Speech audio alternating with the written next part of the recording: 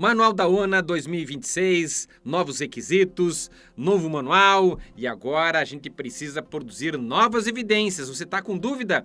O manual antigo já era complicado de interpretar e você acha que esse novo mudou alguma coisa? Mudou, mas continua daquele jeito. E aqui eu vou te ajudar a fazer a interpretação desse manual, ajudando você a entender e produzir as evidências necessárias para uma auditoria e você ter o certificado que você tanto merece, que a tua instituição tanto merece.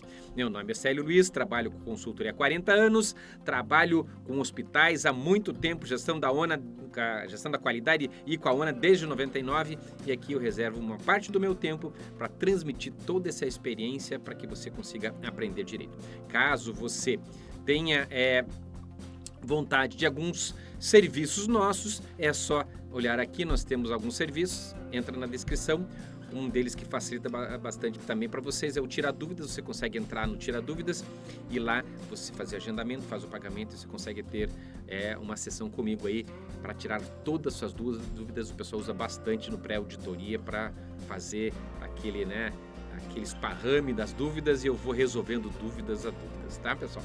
Então fiquem aí atentos aos novos vídeos que a gente vai estar passando para vocês. Vamos lá? Sem mais delongas, vamos interpretar mais alguns requisitos.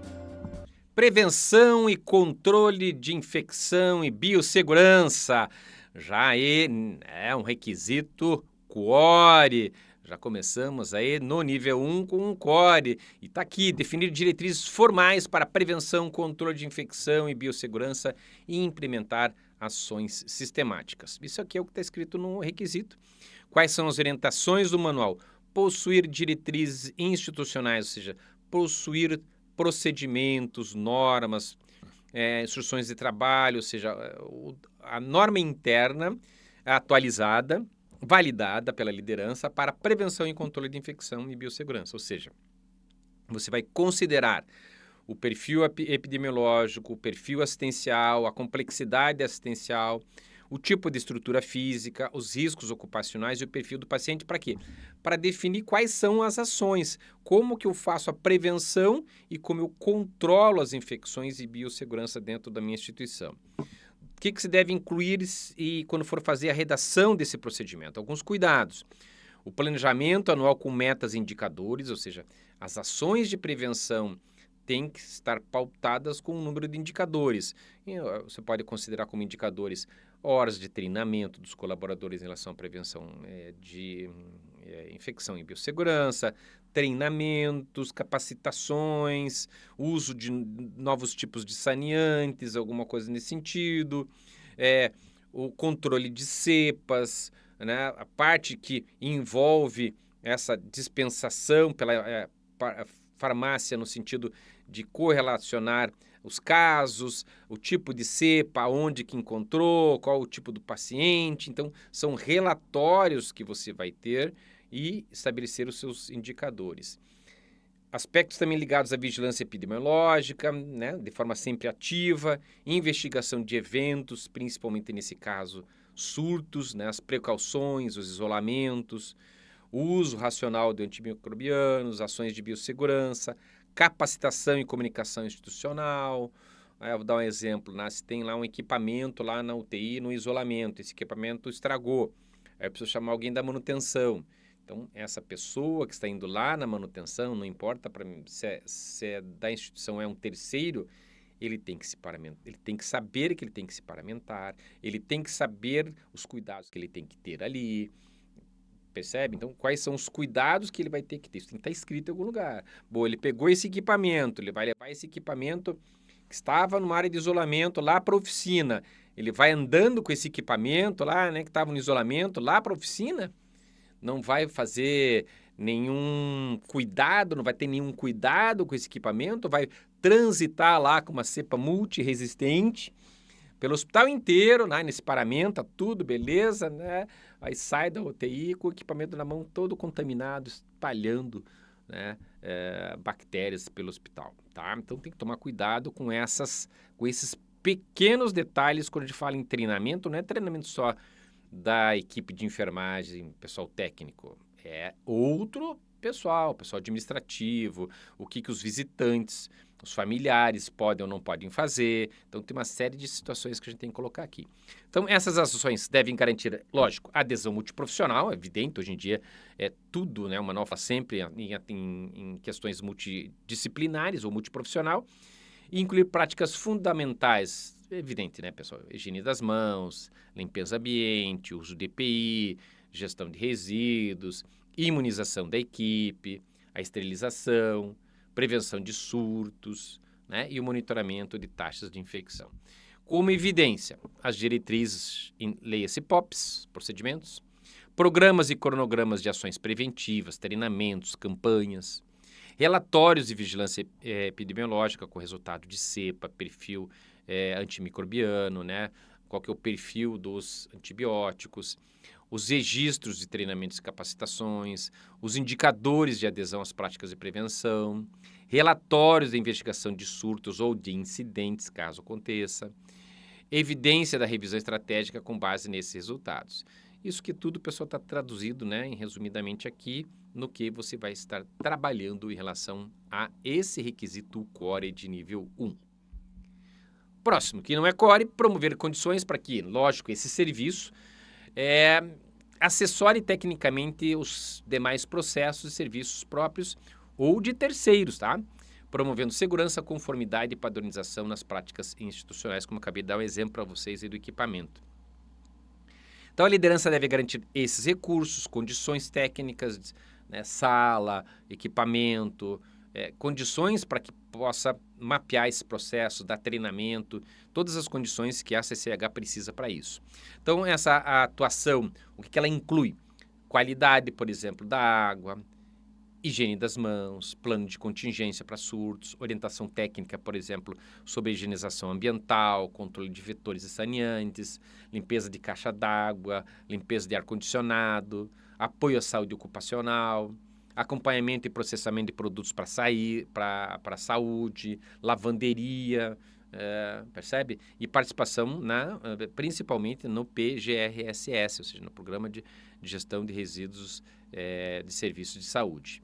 Então, também deve haver critérios contratuais claros, principalmente isso, né? Critérios contratuais claros para os serviços terceirizados com registro e monitoramento sistemático. Ou seja, se eu tenho um terceiro, eu tenho que tomar cuidado e inserir ele dentro da CCH. A sugestão de evidências que o próprio manual elenca as normas, né, internas, os relatórios, planos de ação com pareceres técnicos, indicadores, registros de inspeções, né, as auditorias de CCH, treinamentos e capacitações e a documentação do PGSS, incluindo serviços contratados. Então, tem que ter o carimbo lá, tem que ter a assinatura do enfermeiro lá que ele participou, o enfermeiro ou do farmacêutico, ou do membro lá da CCH que validou aquele documento. Então, deve existir uma ata, por exemplo, lá da CCH ou do lucro de segurança, que aquele PGSS foi validado e a comissão assinou. Então, não pode assim, mas está aqui eu que elaborei o PGSS, eu preciso ter uma assinatura da comissão de infecção hospitalar. Se você não quiser padronizar que todos assinem, ok. O presidente assina da CCH, o responsável, mas tem que estar consignado em ata que a comissão concordou com aquele PGSS e participou na sugestão de melhorias, de pontos de oportunidade dentro desse procedimento, tá? Então, isso tudo é traduzido através de procedimentos, né? Que é mais um reforço aí do que eu dou de sugestão. Próximo, do nível 2, monitorar e gerenciar o programa de prevenção, controle de infecção e biossegurança com base em evidência. Ou seja, aqui é o controle, pessoal, como que eu organizo essas informações. Então, olha aqui, ó.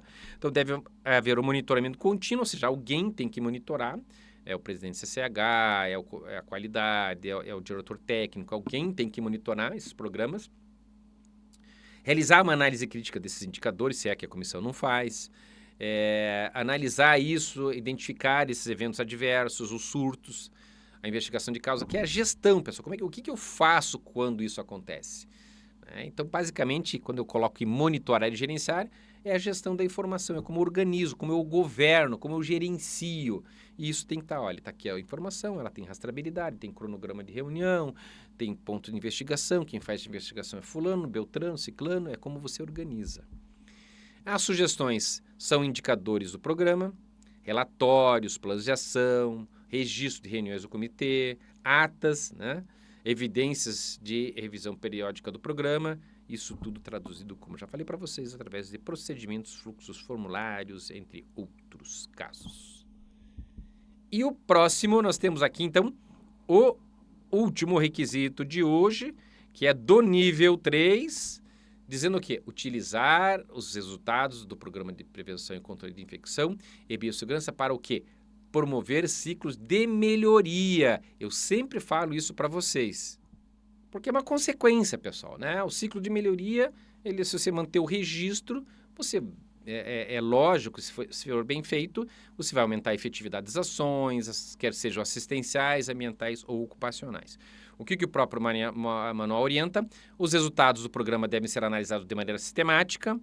A análise deve verificar a efetividade das ações, ou seja, o que essas ações produziram ao longo do tempo. Então, essa história que a gente precisa mostrar para o avaliador, né? O que é efetividade ao longo do tempo. Isso é nível 3. O que aconteceu de efetivo, né? Qual foi o resultado produzido com todas essas ações nos anos anteriores a que chegaram no dia, por exemplo, da auditoria de nível 3.